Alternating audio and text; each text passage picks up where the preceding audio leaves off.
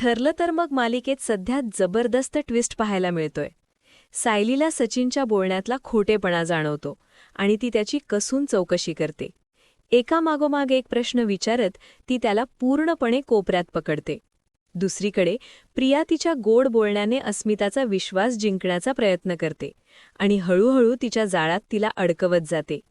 पण सगळ्यात मोठा धक्का तेव्हा बसतो जेव्हा सायलीला मिळतो भक्कम पुरावा. सायलीच्या हातात आता सगळे पुरावे आहेत, पण ती हे सत्य सगळ्यांसमोर कधी आणणार? अस्मिताचा अंधविश्वास तिला वाचवणार की तिचं आयुष्य उद्ध्वस्त करणार? आणि अर्जुनचं खोटं सायलीसमोर आल्यानंतर काय होणार? तुमच्या मते पुढच्या भागात काय ट्विस्ट येईल? कमेंटमध्ये तुमचा अंदाज नक्की सांगा. आणि अशाच अपडेट्ससाठी चॅनलला सबस्क्राईब करायला विसरू नका. ठरलं तर मग मालिकेत मोठा ट्विस्ट. सायलीच्या हाती लागले प्रिया आणि सचिनचे भक्कम पुरावे. अस्मिताचा अंधविश्वास ठरणार का घातक? सायली आणि सचिन यांच्यात शाब्दिक चकमक उडते. सचिन आणि साक्षी यांची ओळख कशी झाली याची उलट तपासणी सायली घेते. प्रश्नांच्या भडीमारामुळे सचिन गोंधळतो आणि अडखळत उत्तरे देतो. कॅनडा येथील नोकरी सोडल्याचे त्याने अस्मितापासून लपवलेले असते. नवा व्यवसाय सुरू करण्यासाठी दिलेली जाहिरात पाहून साक्षीने संपर्क साधल्याचे तो सांगतो. मात्र जेव्हा सायली ती जाहिरात मागते तेव्हा ती डिलीट झाल्याचा बनाव तो रचतो. त्यांची भेट घडवणाऱ्या मित्राचे नाव विचारल्यावरही सचिन निरुत्तर होतो. यावरून तो खोटे बोलत असल्याचे सायली ओळखते. अस्मिताताईंचा अंधविश्वास असला तरी तुझा खरा चेहरा सर्वांसमोर आणणारच, असा दम सायली देते. हे ऐकून सचिन आतून हादरतो पण निडर असल्याचे नाटक करतो. दुसरीकडे प्रिया पुन्हा अस्मिताला जाळ्यात ओढण्यासाठी गोड गोड बोलते. सर्वांचा विरोध असतानाही अस्मिता सचिनला कशी खंबीर साथ देते याचे कौतुक करून प्रिया तिला अश्विनसारखी साथ देत असल्याचे भासवते. अस्मिताला क्षणभर प्रिया बदलल्यासारखी वाटते, पण ती लगेच तिच्यावर पूर्ण विश्वास ठेवत नाही.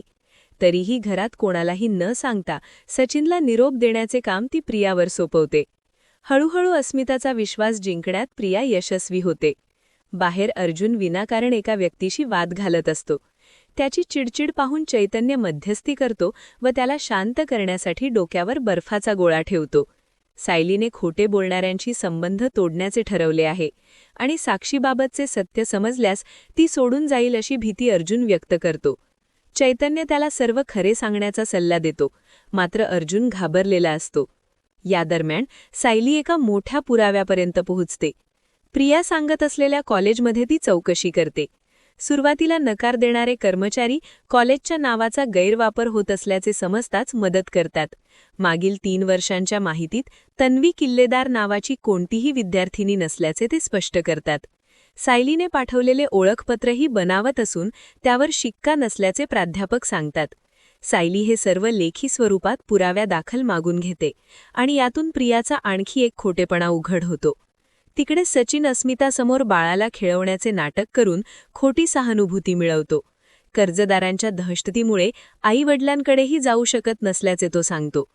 अस्मिताने दिलेले क्रेडिट कार्ड साक्षी शिखरेने रागात कापून टाकल्याचे तो खोटे सांगतो. हे ऐकून मूर्खपणाने अस्मिता स्वतःचे डेबिट कार्ड त्याला देते.